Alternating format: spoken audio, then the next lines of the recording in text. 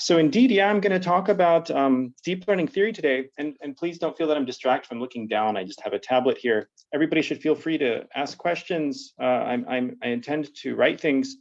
And the way this talk is going to go is Chris asked me to make a general audience talk. And you should just feel free to ask about anything you want. What I'm going to do is I'm going to survey some aspects of the field I'm familiar with. And honestly, I debated, the ratio of how much I'll present my own work. I'm going to end up presenting my own work for about 50% of it, just because I find when I give talks and I present less than 50% of my own work, people get a little kind of confused. But I do not mean to imply that my work constitutes 50% of the field. So just a disclaimer. But you're free to ask me about any of the other works that I mentioned throughout this. I'm highlighting other people's work quite a bit. So, okay, let's get started. So we're going to talk about 3 areas of deep learning theory. Now, deep learning theory, what that really means is just applying mathematics to reason about deep learning. And we could apply mathematics to any aspect of deep learning. We could apply it to self-supervised learning. We could apply it to RL, deep RL. We could apply it to GANs, VAEs.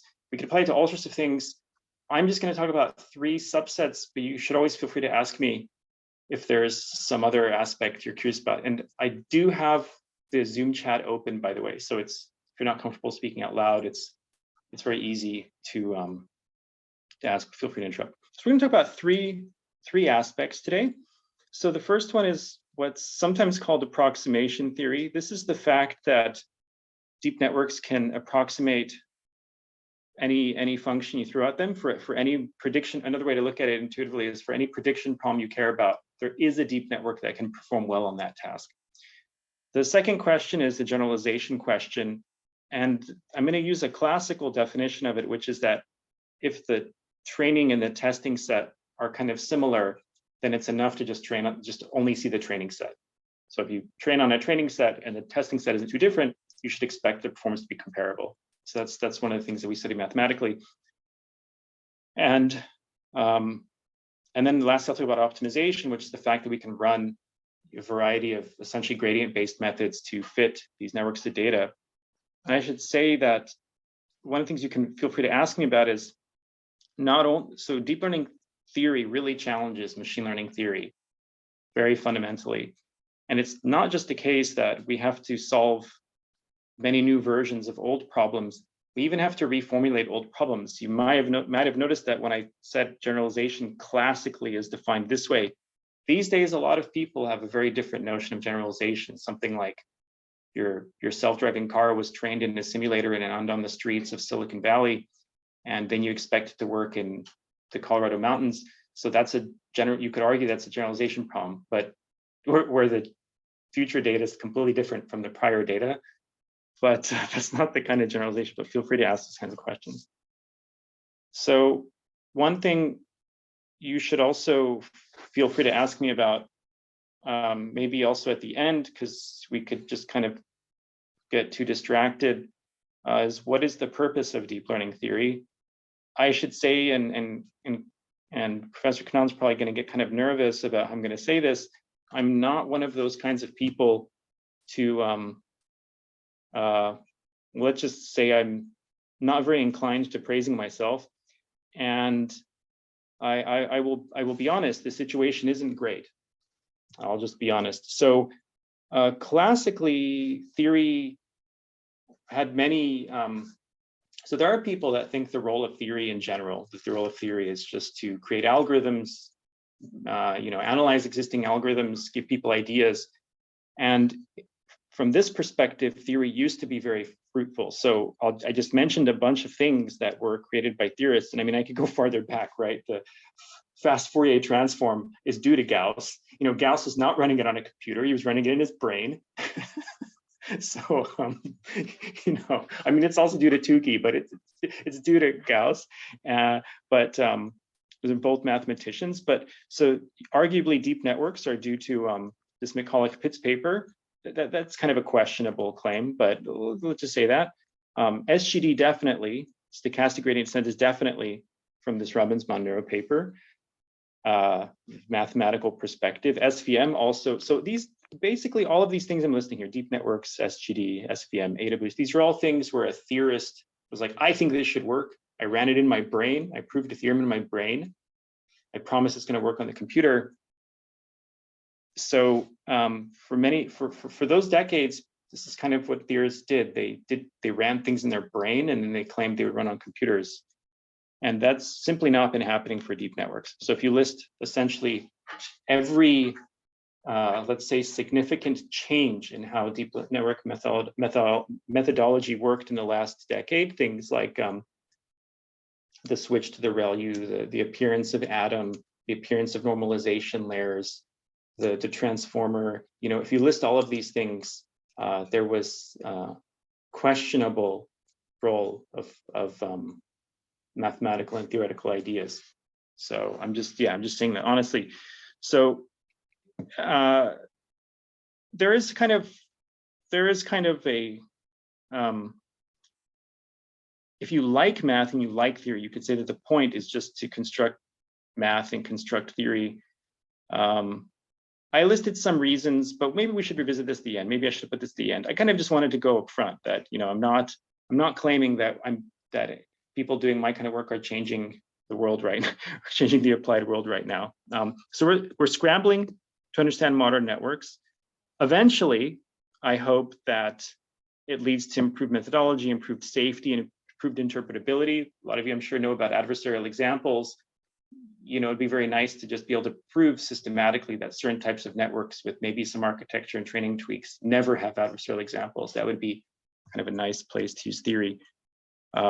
One thing that I can say today that has already been a benefit of theory is that theory has caused us to make advances outside of deep learning theories. There are ideas that there are things we solved in deep learning theory that were completely unsolved in other aspects of machine learning theory, and then we could port our solutions back to other aspects of machine learning theory. So that's one very nice thing, because the mathematics to analyze deep learning theory does not exist. It's not just that we can open some old Soviet textbook or something. We need to we need to come up with a lot of new ideas, and they pay off to other parts of math.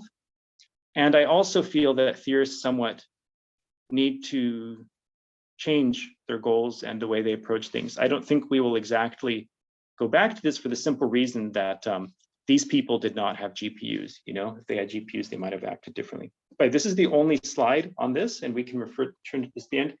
I'll answer this question right now. Let me see. So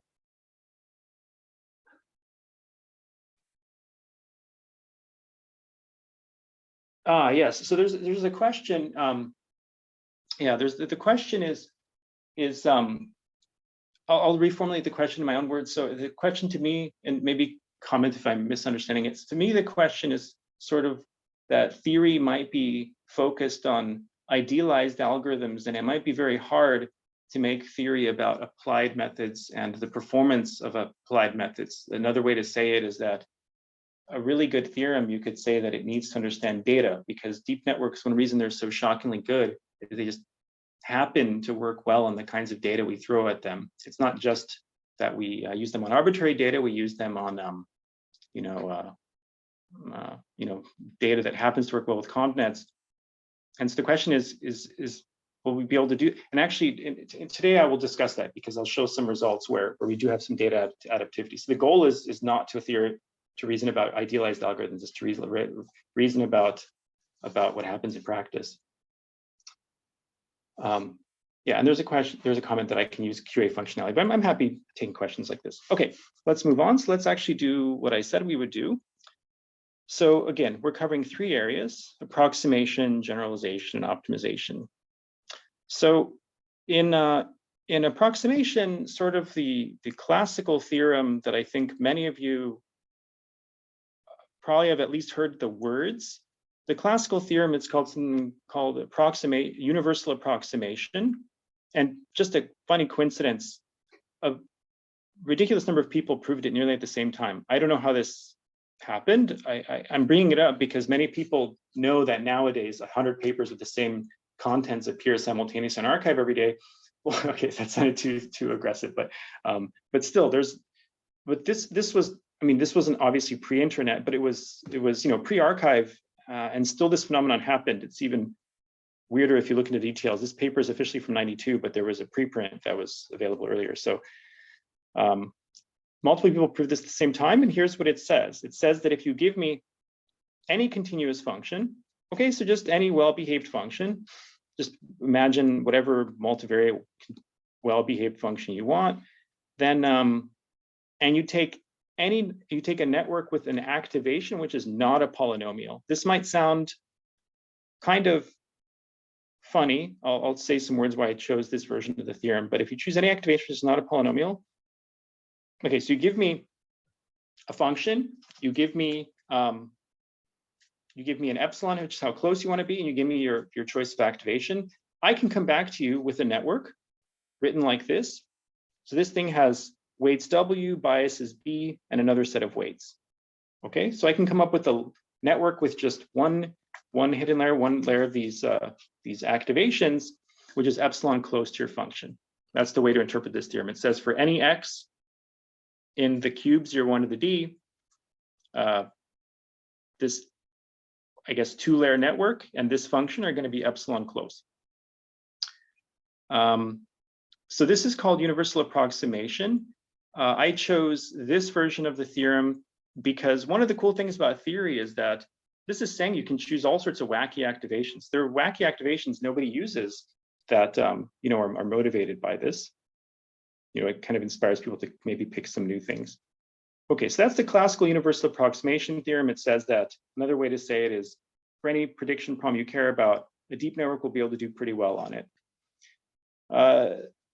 So for a long time, this was sort of leaned on, and still these papers frequently appear in the introductions of machine learning and deep learning papers. However, I will actually criticize this theorem a bit. So first of all, it doesn't say that there are good deep network. There are small deep networks that do this. It just says there exists a deep network. The deep network it could be larger than the capacity of your computer or whatever. You could take all the atoms in the universe to write down or something. And not only that, it's just this shallow architecture, one layer. So you've got your weights. I mean, you've got your linear layer, you've got your activation layer, and you've got another linear layer. So this theorem doesn't say anything about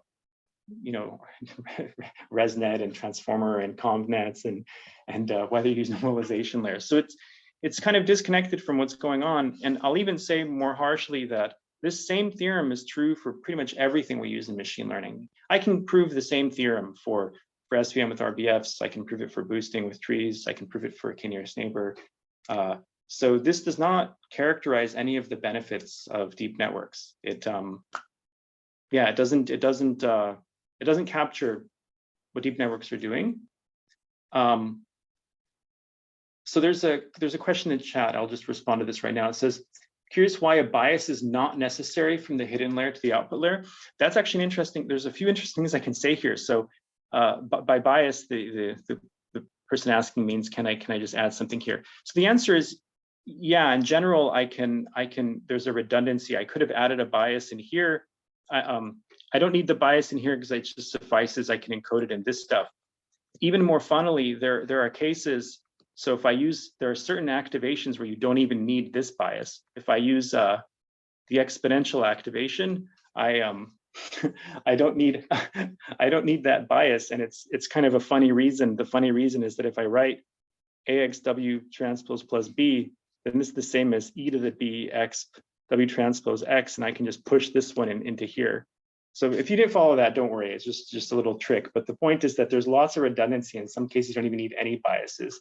And by the way, this is also borne out with experiments. Sometimes I just run an experiment. I just turn off all the biases, and usually it works. Sometimes it works a little worse, but it's this kind of funny thing that the biases are a sort of not highly respected or highly discussed aspect of deep network architectures. But yeah, good question. Maybe I said too many words, but the point is, you do need this one in general. You don't need one out here, but in some special cases, you don't need either. Okay. Okay, so yeah, again, the point of this theorem is that this theorem is highly known, highly cited, highly discussed, but it does not tell us why the entire world has gone in the direction of deep learning, why all these other methods stopped being used. So a few years back, I was frustrated by this. I was frustrated, actually, you can see the date, this is just right after Professor Kanan and I graduated. I was frustrated that there wasn't a theorem that said, why deep learning?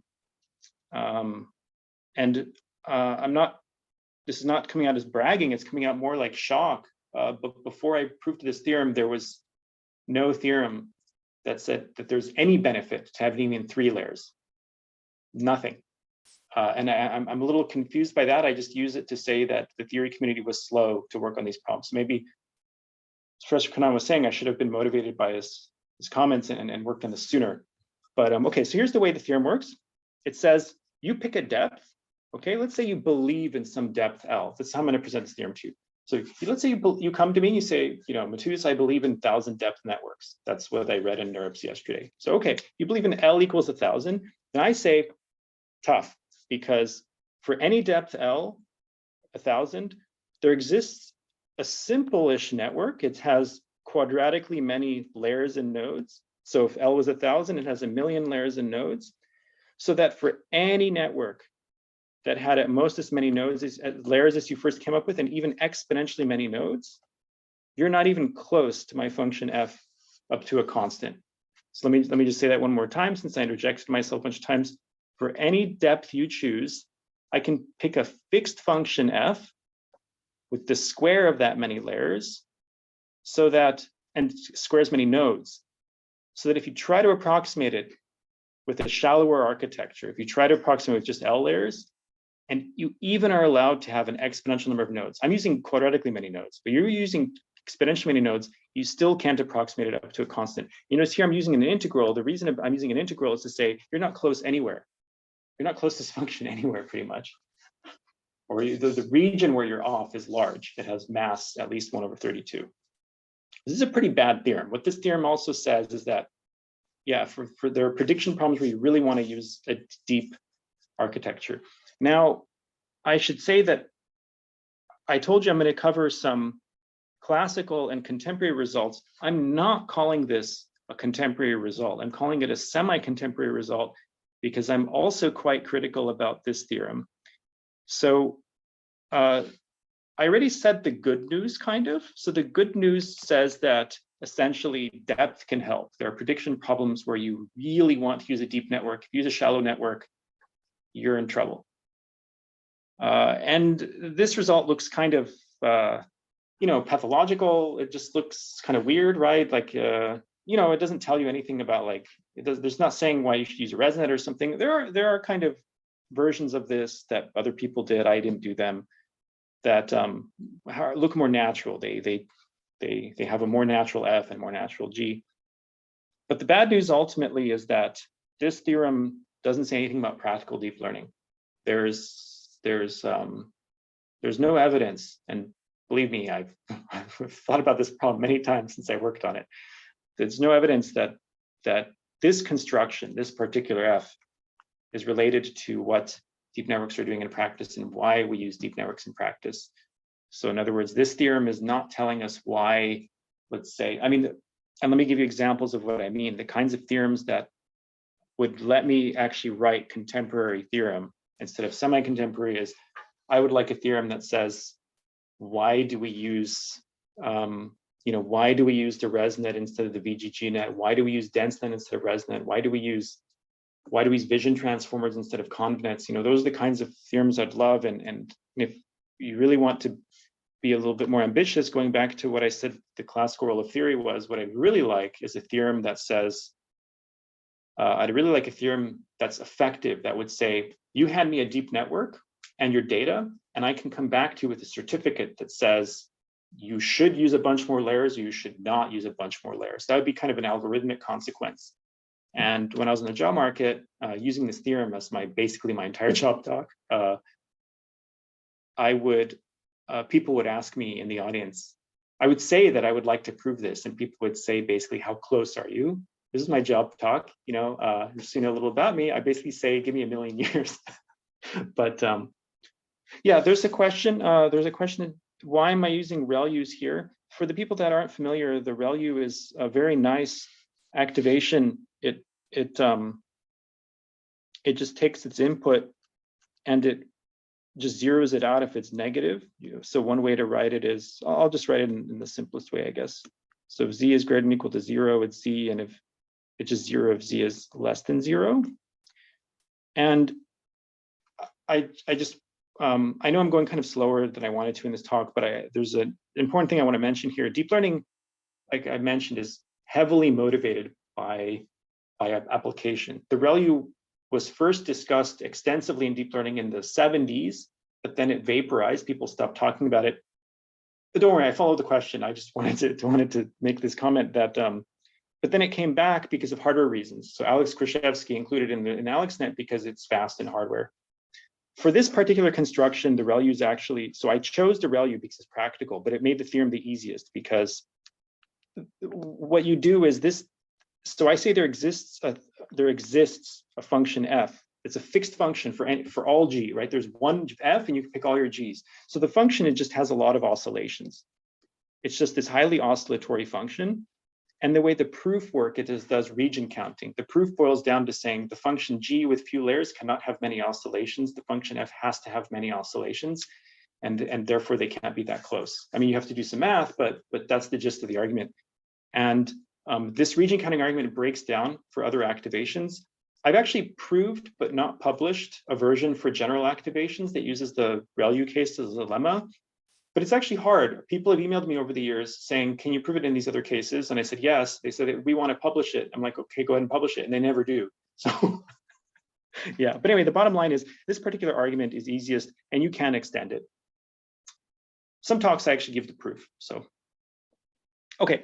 So I think I've said enough about this. And that's actually all I'm going to say about the topic of approximation. So just to summarize, the goal in approximation for now is just to reason about what we can do with different architectures. But for me to be happy with the field, for me to be happy with this subfield, we would need to make it more effective. We need to be able to argue about different architectures that actually appear in practice. Things like, can gradient descent find them? Not just there exists an architect set of parameters, but can gradient descent find these parameters and stuff like that? So here I don't even have a contemporary theorem. This subfield is very far behind. Okay, so next I'm going to talk about generalization. If for those of you that know a little about deep learning theory, you know that this is actually one of the kind of hotly contested areas. So again, the way learning theory generalization works is it says, it has theorems like this. This is the classical theorem. It says, you hand me an architecture with m nodes, l layers, p parameters. And here are two standard theorems. They say so you can view this first part as being test error, and you can view this second one as being the training error. So the theorem is saying that your test error looks like your training error plus this term. Okay, so again, the goal of this theorem is to say that under some nice conditions, training and test error are similar. And the particular sort of confidence interval, or whatever you want to call it in this case, scales with number of parameters times number of layers. And by the way, these theorems are generally somewhat difficult to prove. So this one, I'm actually fairly confident there's not a single human on the planet that has the whole proof in their head. And I mean that quite seriously. This particular one is very, very difficult. And you'll even notice that it's not a good theorem. So this is saying p parameters and m nodes. And I think many of you are aware that even on data like the ImageNet, which has n, the number of training samples, very large. Did I define that? Yeah, this is number of examples. I'm sorry. Size of the training set. The denominator is always smaller than the numerator in these bounds. So these bounds are useless. They're saying probability, which is a quantity between 0 and 1, less than or equal to probability, another quantity between 0 and 1, plus a number that's bigger than 1. So these theorems are what some people just call vacuous, because you could just say that probabilities are bound between 0 and 1. So that's bad. That's pretty bad. So again, what have I told you? I've told you the classical take on generalization and the fact that it basically doesn't work. So yeah, it's prohibitively large for standard data sets. And I'll also say another weakness of it is that it's not adaptive to data. So there was this comment that was really nice at the beginning of the talk about, can we reason about idealized algorithms? Or so we definitely want to make data adaptive theorems. And this has no adaptivity to data. There's nothing about, the fact that, that vision problems, for instance, are nicer with ConvNets than with densely connected ReLU networks. There's no adaptivity to data and data structure and its interplay with architecture, just not here at all. Okay, so motivated by this. Oh, did I? Okay, I'm confused myself in my slide order. But yeah, let me just tell you what the classical learning theory perspective was. The classical learning theory perspective was on things like these training test error curves. So if you looked at standard statistics books and actually still modern statistic books, they tell you something like this. They tell you that we can make these plots that have model complexity, which I will not really define in a moment, on the horizontal axis, and your error. So you call it risk, or you can think of it as being error on the vertical axis. So typically these plots would look like this. They would say, as you increase your model complexity, the training error goes down. And by the way, we've sort of justified that with the approximation theory part of our discussion. The approximation theory part says that we can fit any function. So another way to look at it is your training set, no matter how complicated your training set is, by making a bigger and bigger network, we can get zero training error. So yeah, typically these statistical plots, they have the training error curve just asymptoting to zero, and then they have the test error curve going back up. So they claim that as your model complexity increases in size, then your test error has to curve back up. So this is like in every statistics book. And people are not very happy about this, because so this is also kind of sad, because if you just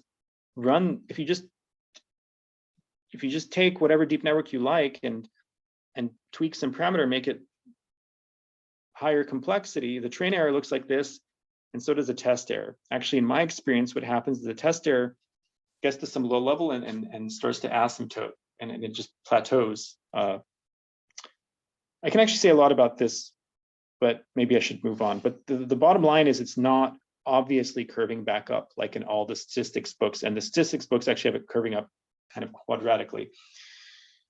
So this has really perplexed people. It's made people in various strengths claim that all of learning theory is broken. Yeah, but so this is sort of, let me just say, this is a motivating conundrum for all of this, for a lot of the modern generalization talk about deep networks. Let me see, let me get Chris's comment here. So yeah, it's exactly like he said. So the approximation theory, it tells us that there are these good functions that can let the training error go to zero. But the test error, we need a separate component of theory. It's this generalization theory I'm talking about. Okay, so a couple years back, a bunch of us were talking about this,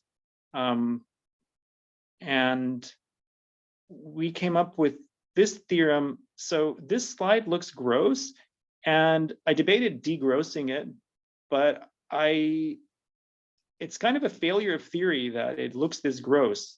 So I decided to include it. That sounds weird.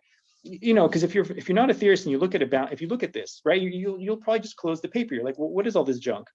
And I actually support that perspective, that these things shouldn't look this messy. But let me just tell you what this theorem is saying. So it's saying that so now we're going to have architecture where we have Lipschitz activations. If that sounds confusing to you, sigmoids and ReLUs satisfy this condition. And there's this notion called a margin. This is the way that a lot of papers have tried to get data adaptivity. Margin just means we're not just correct on the examples, we have kind of a large confidence. And I'll just leave it at that vague level for now. So I'm saying, so now the left-hand side is still probability of error. The right-hand side is margin violation. So this is saying the probability so my probability of error is less or equal to my probability of error on my training set. That's what this hat means here. So this is the training set, probability of error on the training set. Then I have a gamma margin violation. That means probability of test error less than or equal to probability on the training set of me being low confidence or wrong, plus, let's just ignore this term because it's just some standard stuff, and then a bunch of stuff. And so when we proved this, we were kind of excited because everything here looks adaptive. So what I mean by that is, instead of just saying the number of nodes or the number of layers, it's, this is the product of the spectral norms of the weights, and this is some really complicated expression that grows with the magnitude of the weights. And for those of you that have played with this, if you train a deep network on a complicated data set, you'll notice the weights that it picks are very large, that gradient descent trees are very large. And if you train on an easy data set like MNIST, you actually end up with very small weights. So that was why we were excited about this. Unlike the previous theorems, we thought that this one gets good data and problem complexity adaptivity. So we were very excited when we did this. Unfortunately, this one is also vacuous. If you compute the numbers for these bounds for any reasonable data set, they're bigger than 1. For MNIST, actually, I checked recently, and I think there was a way to tweak to make it actually kind of work. But yeah, for anything reasonable, this is just ridiculous. These numbers are just ridiculous. So this is still a non-starter, and that's why I don't even call this a semi-contemporary theorem. I call this a semi-classical theorem. It's not pushing far enough. Yeah, so let me just say 2 more things on this topic. So one is that a lot of you might have heard about this paper, Understanding Deep Learning Requires Rethinking Generalization. This was a very influential paper that sort of threw theorists working on generalization under the bus, basically. And there are a couple reasons I want to mention it. So one is that even though it's kind of become a meme to use words like rethinking for these things, it's actually true. We need to sort of change our approach.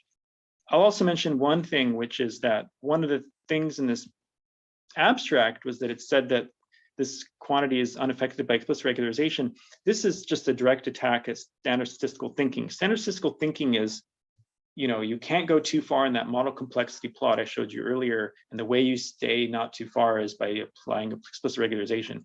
And this paper said that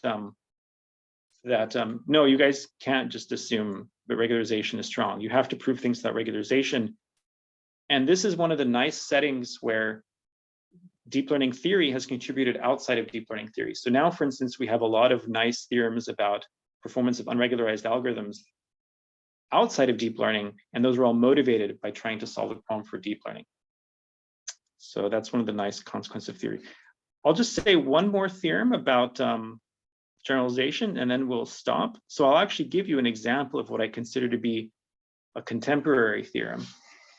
I think this is the sort of way that a lot of theorists should be doing things. And let me also say that this is Daniel Su. This was another friend of Professor Kanan's and I. He was 3 years ahead of us and just two, 3 offices down. And he's now faculty at Columbia. So him and Misha Belkin and Partha Mitra, they proved what I consider to be a conceptually very different theorem from their previous ones. The previous ones were all horribly loose.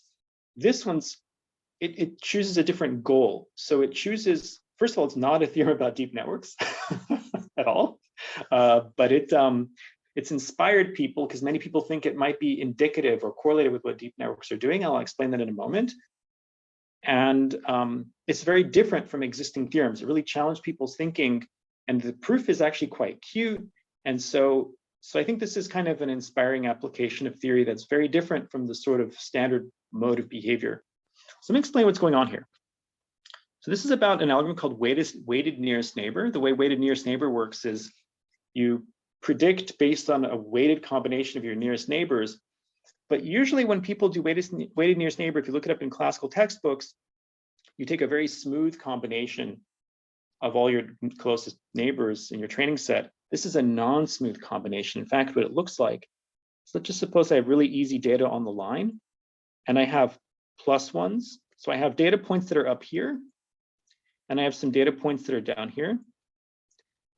And my job as a predictor is to sort of weave through these. Okay, something kind of like that. So what a singular kernel will do, let me just make this data a little bit more messy. So what a singular kernel will do is it's actually going to spike at these training points. Okay, it spikes at the training points. And this is a very interesting object. So there are people that believe in high dimension. This is what deep networks are doing. In fact, if those of you are familiar, I guess kind of a super famous theorist, Andrea Montanari at Stanford, I remember people got really excited because he was saying this is what deep networks are doing. And he showed this exact picture. Yeah, so the idea here is that earlier when I was saying the training and test, so all my theorems had the flavor training and test error have to be close. I always said the left-hand side was test error, right-hand side was training error, and they always had to be close. And as the goal of the theorem was as samples go to infinity, they become the same. This is saying something very different. It's saying the training error of this method is always zero. It always gets zero training error. Okay, and that's because it spikes to the data points and it gets exactly the right prediction. So it's zero training error, and it might be very different. So usually, by the way, this notation means a huge gap. I'm kind of cheating here. It's just a small gap, but I just want to make it clear that they're separate. So the training error is significantly different from our test error, and meanwhile, our test error is close to the optimal choice. So by opt, I just mean the best possible testing error for any predictor. So again, I consider this to be a very nice theorem because it sort of challenges people's thinking, challenges statistical thinking, and it's very different from what has come before. The weakness, of course, is that it doesn't have anything to do with deep networks explicitly, and I can't even tell you if this is what's happening, right? I mean, how do you test this is happening? I have my own beliefs, but yeah, I think it's cool. So yeah, I think I already said all of these things. It goes against classical thinking. And yeah, I think the theory community needs to do a lot more of this. I'm not actually doing anything like this because I'm whatever I am, but yeah, I think this is kind of inspiring. So any questions about this? Because this is the last slide I have on generalization, then I'll move on to the last topic.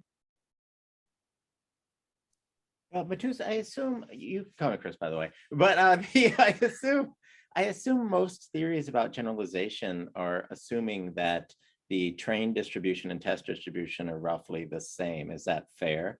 That is right. No. Yeah. But I was wondering if there's any work thinking about them in like I don't know. I mean, there's all this work right now that I think is important in terms of a practical problem, which is dealing with long-tailed or biased data distributions, where you wanted to work on the worst case scenarios, right? Even self-driving cars you talked about earlier, right? I mean, they're rare, but you'd like to work in those conditions, or at least to avoid them. So do you have any thoughts about stuff like that regarding generalization? Yes, I do. So I think it's very important for the theory community to move in that direction, where the training and maybe I should confirm. So just like Chris was saying, every theorem, including this one I showed today, has the training and the test distribution the same. And I think theory has to handle some of these cases. The applied community indeed has been considering many cases where it drifts in different ways, and they get new terminology. I've heard about out of distribution generalization. There's this IRM method by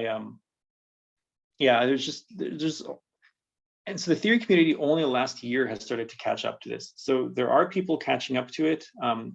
By complete coincidence, actually, Daniel asked me about it 3 days ago, just by complete coincidence, because actually some friends of his at CMU are asking him about it. So people are working on it, but I would say it's at a very early stage. Yeah, that's all I can say for now. So there are a bunch of, I can tell you that there are a bunch of theory papers submitted to ICML and Colt about this topic, but yeah, the theories behind here. You're being too harsh. I mean, to be honest, most of the empirical systems for doing this don't work. I wrote a paper about that. So they look like they work, but they don't. So they look like they work within their paper. So that's fair. Yeah. Yeah. But I think we're going to see a lot of work. I can definitely see on the theory side, we're going to see a lot of work soon But I will also say that I don't even know of a good model for how it drifts. So Oh, you yeah, have that's a it. question, by the way. There's a hand up. Oh, okay, yeah. Whoever has the question. Oh, I don't see it, but Hello. go ahead. Hello, Matus. This Yeah, is hey. Panos Markopoulos. Thank you for presenting. I had a question about the data distributions. I'm assuming that some of these results might be able to work better for some particular distributions than others.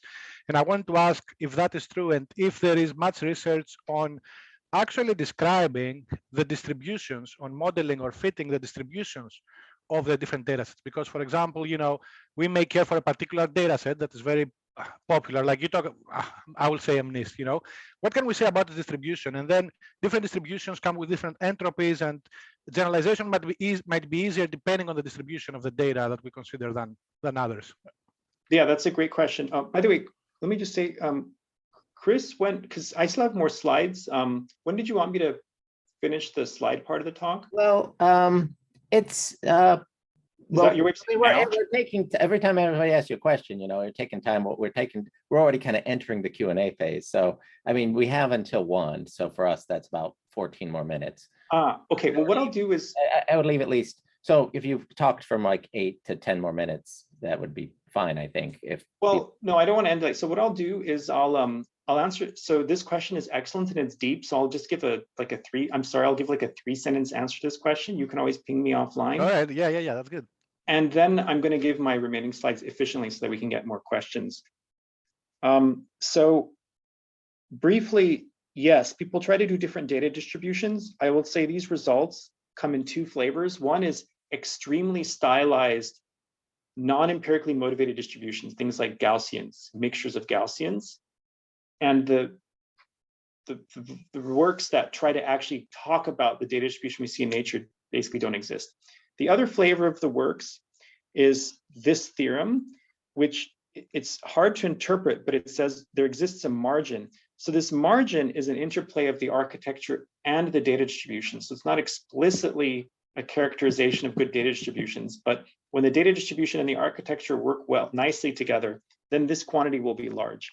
But that's actually quite a delicate topic, and maybe we should just take it offline. But to summarize, I think your question was really about, do people have nice theorems that say things like, if your data looks like good vision data, does your convnet work? And we do not have that kind of characterization of data. And I don't even know anyone working on that problem because it's so hard to write down. Got it. Thank you. It's a good question. Okay, so yeah, I'll just be efficient. I'm not going to talk fast. So don't worry if I skip slides. I just want to summarize the optimization topic because that's where I work currently and where a lot of people are kind of focusing, I would say, right now. So again, the optimization question is, can we fit our networks to training data?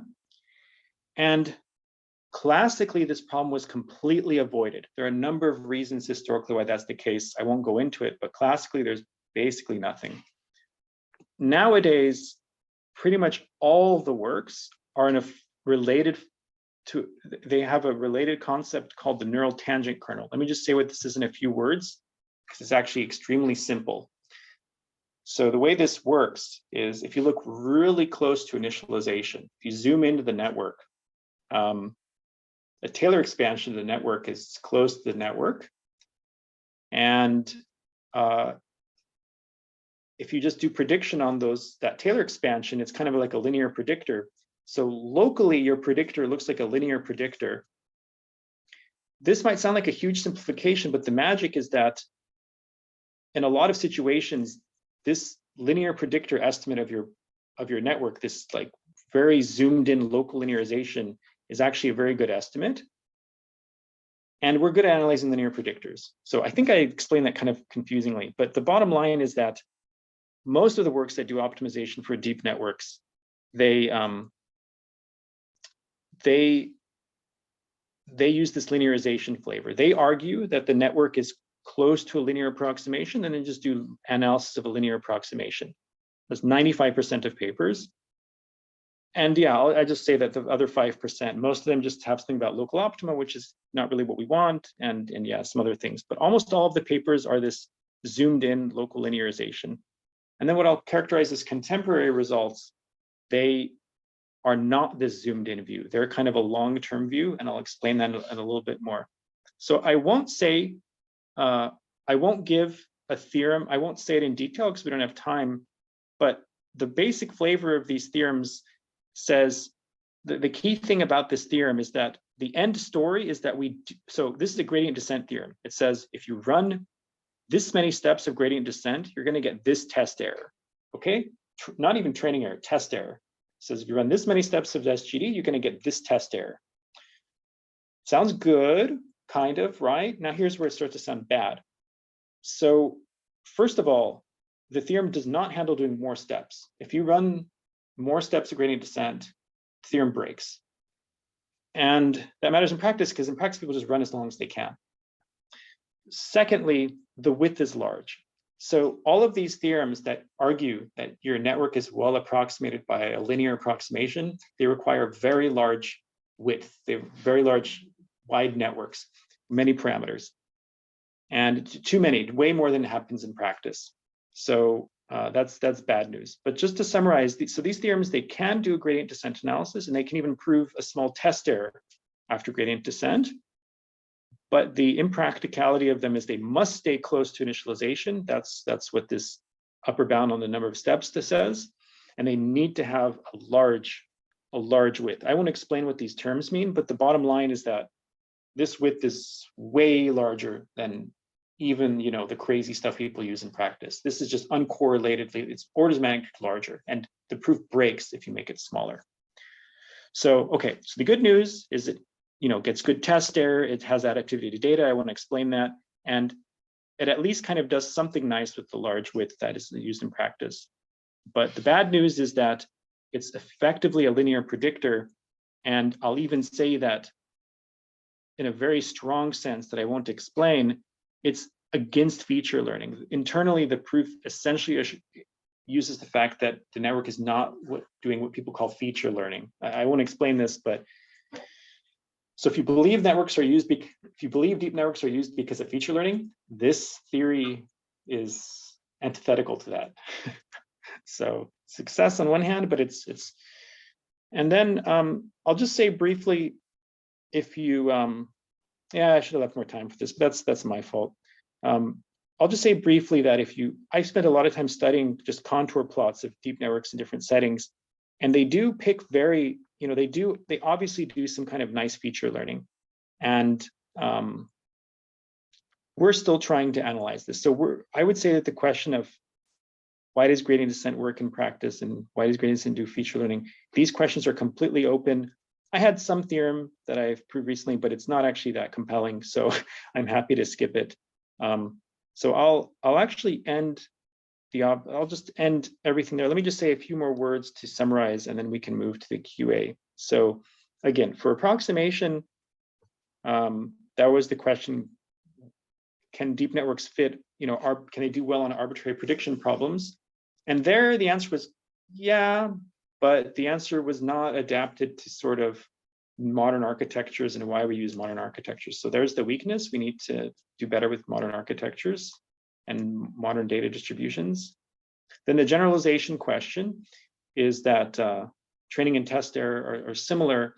And I would say there are actually two good things to bring up here. So just like Chris said, we want to be able to do well in settings where the test set's actually different than the training set. And that's wide open. And another one is all these bounds are hopelessly loose. The last question is this question of optimization. Can we fit to data? And we're making progress there, but the weakness, like I said, is that all the analysis essentially rules out feature learning. It requires the networks to stay close to initialization, and it's very far from what deep networks do in practice. And then we also discussed these other points, but maybe I'll just stop there and go to questions.